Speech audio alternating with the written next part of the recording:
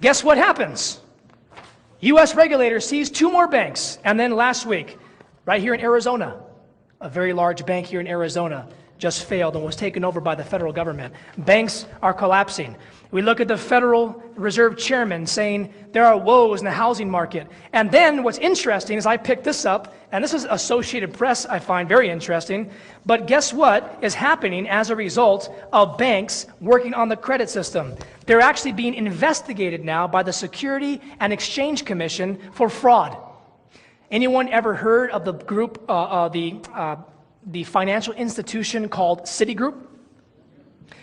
One of the largest institutions in America. Citigroup is now returning billions of dollars to investors because of their securities frauds. Guess who else is being subpoenaed in court over their sale of securities? Bank of America is now under investigation. By the way, a little history, those of you who like history, Bank of America years ago used to be called the Bank of Italy. The Bank of America is a Vatican-based bank. And when they were named the Bank of Italy, many Americans were against that, so they renamed themselves Bank of America. So that way, you could think it's a real American bank. Bank of America is a Catholic bank. Just so you know. Now let's look at this. Let's talk about the credit system, brothers and sisters. I want to share with you how much of a crisis we're really in. Does anyone know what the word insolvent means? Insolvent. When a bank becomes insolvent or a company becomes insolvent. What does that mean? Anyone? Okay, what's that? The liabilities exceed their assets. In other words, you have more debt than you have money coming in. Does that make sense? Sometimes families become insolvent, don't they? You have more expenses than you have income coming in.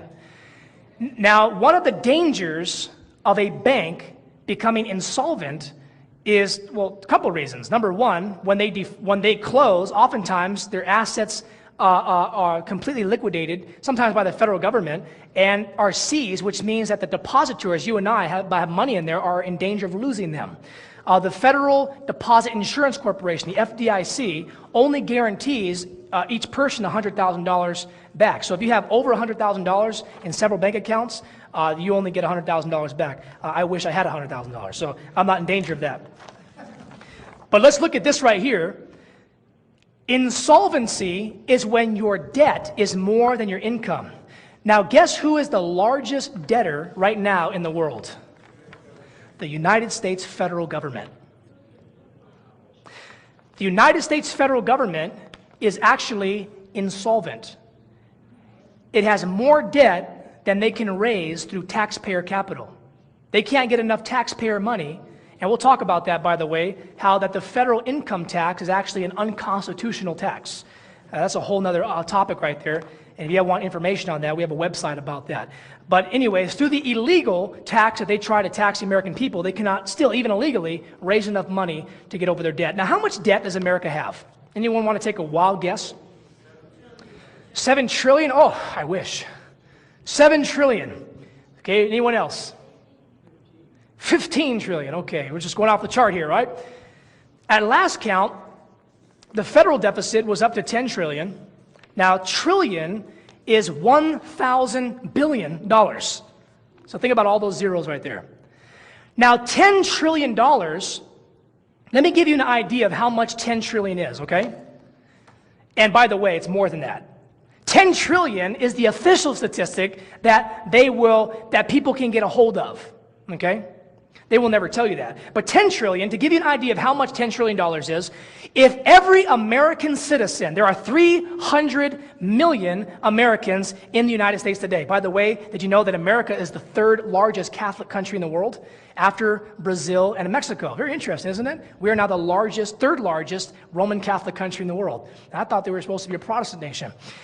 300 million people. If every American citizen were to sell all of their property, every house, every building, if every corporation were to sell their buildings and then to sell every square inch of land in the entire continental U.S., that means the 48 states, we would have to sell the entire nation times 2 to cover $10 trillion. Now you tell me if we are insolvent, can we pay that off? Now, that's 10 trillion. But how much do we really owe? Now, here's a report right here, and this report is actually put out by the Christian Science Monitor magazine. Anyone ever heard that magazine right there? Christian Science Monitor? Christian Science Monitor is actually a very reputed magazine. It is not a fly-by-night magazine. It's a mainline news agency. And this is something that the editorial board put out. So this is the editorial board of the Christian Science Monitor, and guess what they say?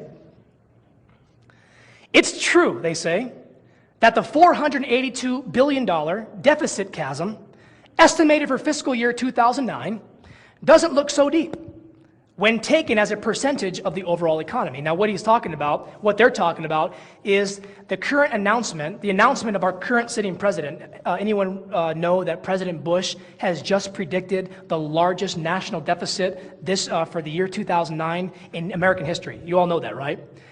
By the way, does anyone know when the fiscal year ends for 2008 and begins for 2009? When? September 30th. Now, we're going to get back to that date.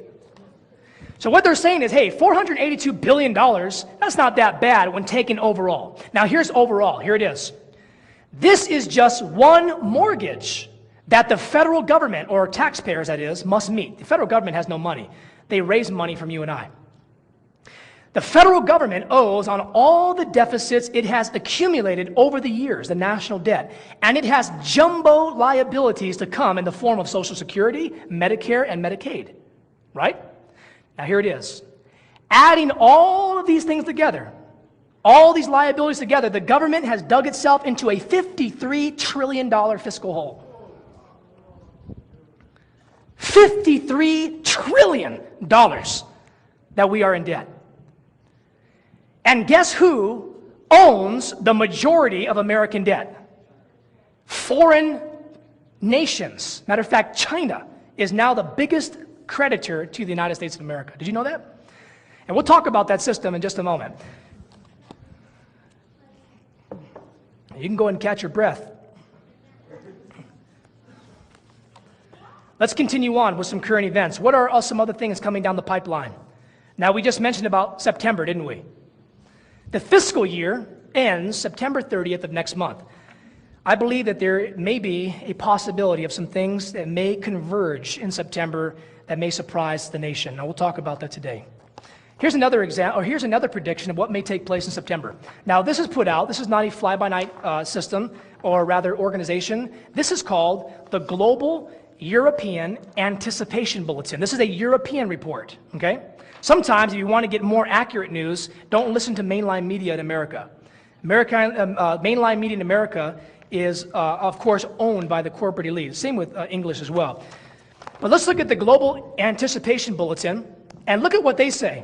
Here's the title. Here's what they say here. They predicted this, by the way, months ago, okay? This same report, just to know that this is accurate, they, back in, I believe it was 2002, predicted a recession that would take place in the years 2007 and 8, based on simply the graph that they were looking at. They said, look, watch out for the end of 2007, beginning of 2008, America's going to slide into a recession. Have we slid into a recession?